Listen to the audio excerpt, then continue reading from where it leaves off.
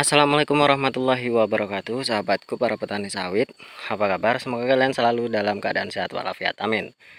Teman-teman, pada video kali ini saya akan membahas tentang pupuk apa sih yang membuat daun sawit kita itu menjadi hijau royo-royo dan seger, sehingga ketika kita menanam sawit, terus kebun kita itu memang benar-benar tumbuh dengan sangat subur.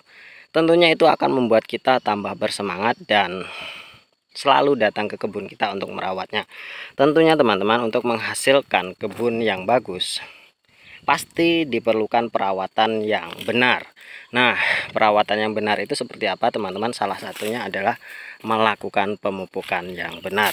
Dan tentunya hal apa sih yang harus kita lakukan pertama kali ketika kita melakukan penanaman kelapa sawit, dan pupuk apa sih yang bisa membuat sawit kita itu cepat tumbuh subur dan cepat tunas? Tentu teman-teman, ketika kita menanam sawit, yang ingin kita kejar adalah tumbuh dulu atau segar dulu, atau daunnya itu memang benar-benar lupa dari stresnya. Nah, inilah yang perlu kita ketahui sebagai petani teman-teman, sehingga nanti kebun yang kita rawat itu memang benar-benar tumbuh subur dan sesuai dengan apa yang kita harapkan. Ini kebun saya teman-teman, usianya sudah 5 bulanan dan alhamdulillah tumbuh dengan subur. Saya bisa membandingkan dengan kebun-kebun yang lain yang berada di sana, yang saya ini termasuk yang paling pinggir dan menanamnya yang paling terakhir, namun pertumbuhannya jauh lebih cepat dibandingkan dengan kebun-kebun yang ada di sebelahnya. Nah teman-teman, tentunya pemupukan adalah sesuatu hal yang sangat penting. Namun sebelumnya teman-teman, saya disclaimer dulu bahwa apa yang saya katakan di sini ini memang berdasarkan pengalaman pribadi saya, pure pengalaman pribadi saya.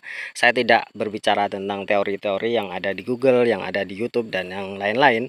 Ini sesuai dengan pengalaman saya yang saya sharingkan kepada kalian semua. Semoga apa yang saya sharingkan ini bisa bermanfaat untuk kita bersama. Nah, teman-teman, apa yang harus kita lakukan pertama kali? Tentunya kita harus melakukan pemupukan dasar, yaitu dengan menggunakan dolomit dan kiserit di lubang tanam sebelum kita melakukan penanaman, itu sekitar pratanam 1 bulan ya. Setelah kita melakukan pemupukan dasar, lalu kemudian sebulan kemudian kita melakukan penanaman itu.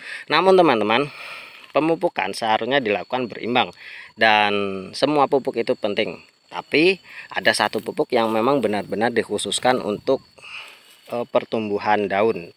Nah, pupuk itu apa teman-teman? Pupuk itu adalah pupuk nitrogen yang sering kita kenal dengan nama pupuk urea. Nah, pupuk urea ini kita gunakan setelah masa tanam 1 bulan, usia tanam 1 bulan. Jadi setelah 1 bulan maka harus kita lakukan pemupukan dengan menggunakan urea.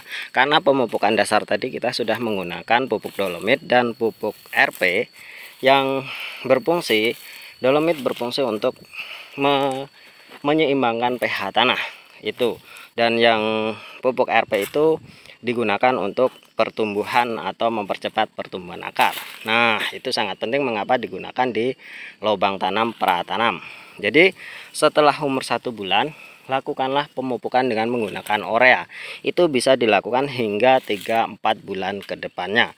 Jadi untuk bulan pertama bisa kalian gunakan urea, kemudian bulan kedua urea lagi, bulan ketiga urea lagi, lalu kemudian bisa kalian selingi dengan menggunakan pupuk TSP. Lalu bagaimana dengan pupuk KCL?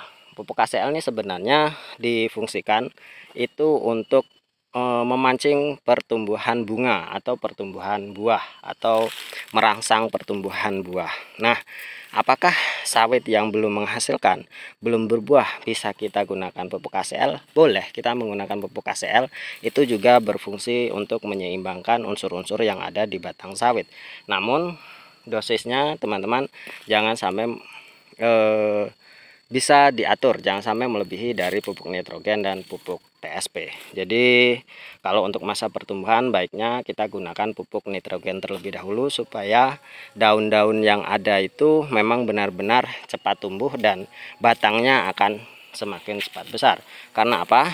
Semakin bagus fotosintesis, maka penyerapan nutrisi itu akan semakin baik juga, dan semakin banyak dahan yang dihasilkan, maka akar itu juga akan semakin kuat. Nah teman-teman, jadi seperti itu kira-kira pupuk apa yang harus kita gunakan setelah masa tanam. Kalau menurut saya, yang selalu saya gunakan di sini adalah kita menggunakan pupuk urea hingga umur 4 bulan, kemudian kita selingi dengan TSP, lalu kemudian kita lanjutkan lagi dengan urea, setahun sekali kita selingi lagi dengan KCL. Nah seperti itu kira-kira teman-teman.